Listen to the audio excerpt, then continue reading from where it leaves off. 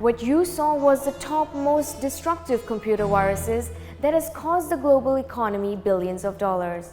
Recently, a virus called the Wannacry ransomware has blocked access to tens of thousands of computers worldwide, demanding ransom payments of up to $600 per user within 7 days.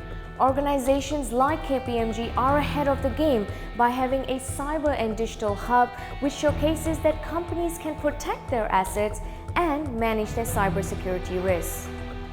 We provide our own tools which we can use for analysis, and we also provide our know-how and experience in terms of dealing with various types of events. So we try to bring really people, processes and methodologies and the technology into a single hub where you can actually analyze, explore ideas and see what is the best way you deal with it. Again, in Malaysia, I think that recently, if I'm not mistaken, 2-3 weeks ago, even the defense minister came and said cybersecurity is one of the biggest risks the organizations in Malaysia and as well the country has, and as such we need to do as totality more. Wannacry ransomware is just one example of malicious code that has made the news in the past week. And this is how the Wannacry ransomware works.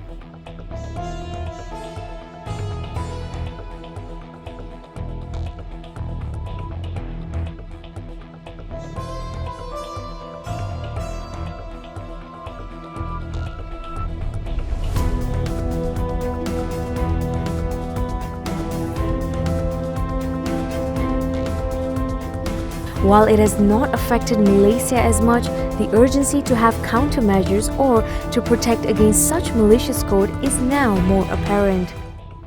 One of the biggest challenges that organisations have when dealing with cybersecurity threats is finding the right solution, finding a solution that meets their organisation's needs.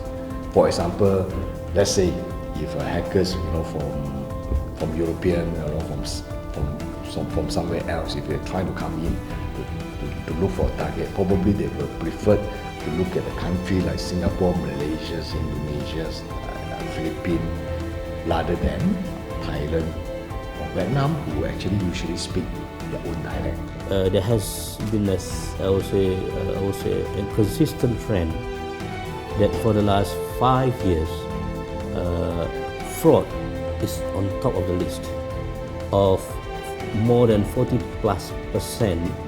that means almost 50% of the total incidents been reported to us.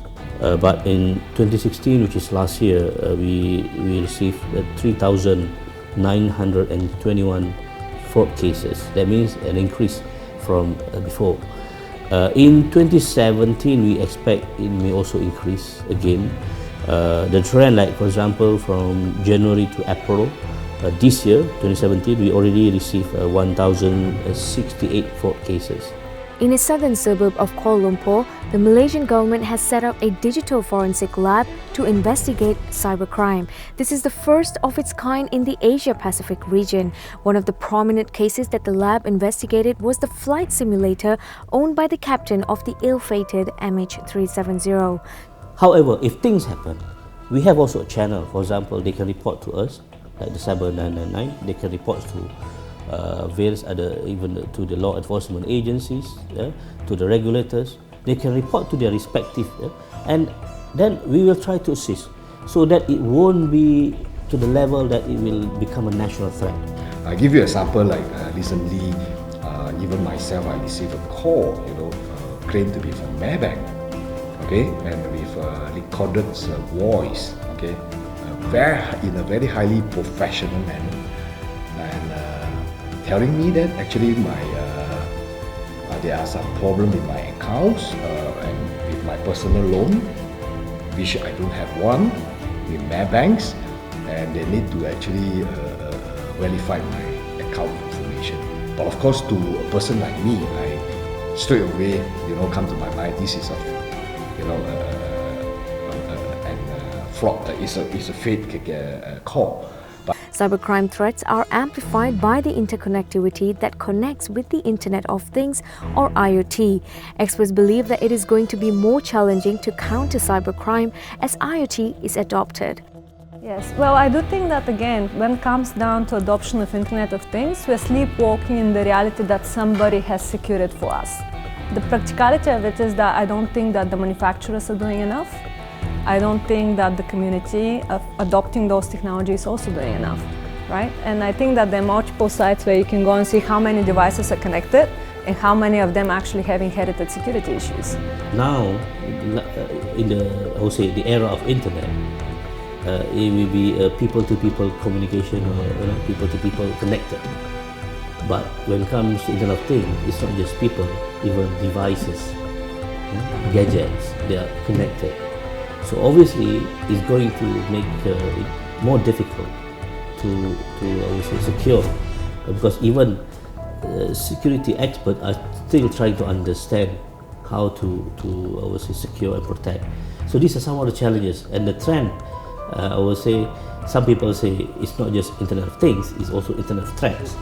I think one of the crucial things that for IoT is definitely to how to secure it.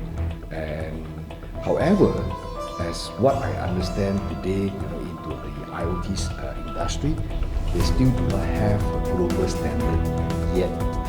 Generally speaking, the size of the organisation, the amount of employees they have, the amount of offices they have, that will be proportional to the amount of connectivity they have and the number of security attacks that they will see a day. The recent malware attacks worldwide tells us that such threats are real, even though unseen. Billions are spent to safeguard systems, and in Malaysia, businesses are more aware, but spending on cybersecurity measures cannot keep up with the adoption of technology. Zunaira Saieed, The Star TV.